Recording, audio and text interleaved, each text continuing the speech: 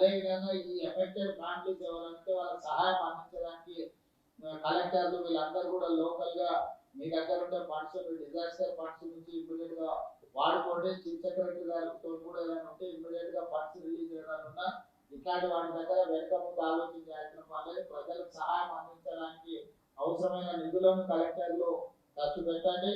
దాంతోనే ఇది చేసుకోండి.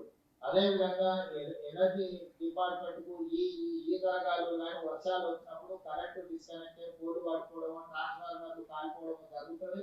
ఎక్కడికక్కడ అప్రమత్తంగా ఉండాలి. ఎక్కడ రిస్టోర్ చేయాలి, మొబైల్ ట్రాన్స్ఫార్మర్స్ రెడీగా పెట్టుకోవాలి.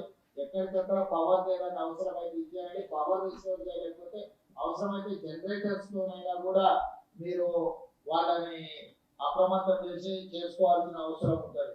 ఎక్కడైనా విద్యుత్ కానీ లేకపోతే తాగునీటి కానీ డ్రైనేజ్ వ్యవస్థ కానీ వీటన్నిటిని మీరు అప్రమత్తం చేసుకోవాలి. నిరంతరం పర్యవేక్షిస్తుండాలి.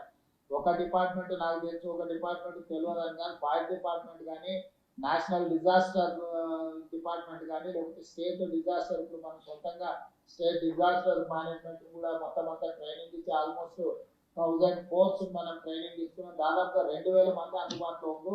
ఏ ఏరియాలలో ఏ జిల్లాలలో అత్యధికంగా వర్షం పడే అవకాశం ఉందో ఆ ఏరియాలను పూర్తిగా మీరు ముందే గుర్తించి వీళ్ళని అక్కడికి తరలించండి.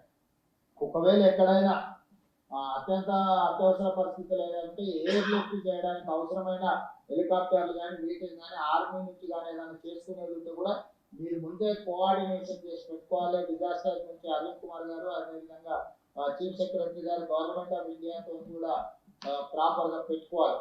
లాస్ట్ టైం మనకు ఊహించని విధంగా ఖమ్మం జిల్లాలో 2 గంటలలో 42 సెంటీమీటర్ల వర్షం పడ్డది. దాదాపుగా దాంతో పూర్తిగా అతలాకుతలం అయిపోయింది ఖమ్మం. దాంట్లో కొత్త కలెక్టర్లు వీళ్ళందరూ కూడా పూర్తి స్థాయిలో అక్కడ సహాయాన్ని అందించకపోవడం వల్ల కొంత నష్టం జరిగింది. ఈసారి అట్లాంటి తప్పిదాలు జరగడానికి వీల్లేదు. అందరు కలెక్టర్లను అలర్ట్ చేస్తున్నా. చీఫ్ సెక్రటరీ గారు కూడా నేను ఆదేశాలు ఇస్తున్నా. ఎక్కడెక్కడైతే ఈ జిల్లాలో అత్యధికంగా వర్షం పడతాయని వాతావరణ శాఖ ఇచ్చిందో మీరు స్పెషల్ ఆఫీసర్స్ ని డెప్యూట్ చేయాలి. సీనియర్ ఐఏఎస్లను అంతకుముందు అక్కడ కలెక్టర్లుగా పనిచేసిన వాళ్ళను లేకపోతే ఆ ప్రాంతం పట్ల పూర్తి స్థాయిలో అవగాహన ఉన్న వాళ్ళను కొంత పర్యవేక్షణ కోసం అధికారులను నియమించడంతో కూడా ఏమైందంటే ఆ కలెక్టర్ కి హెల్పింగ్ హ్యాండ్ లాగా ఉంటుంది. కింద సిస్టమ్ కూడా రన్ చేయడానికి ఉంటుంది. కాబట్టి రాబోయే 72 గంటలు ఈ విధంగా తీసుకోండి. అదేవిధంగా అన్ని శాఖలకు సంబంధించిన ఉద్యోగుల సెలవులను అన్నిటిని కూడా రద్దు చేయండి. అందరూ డ్యూటీలో చేరాల్సిందే.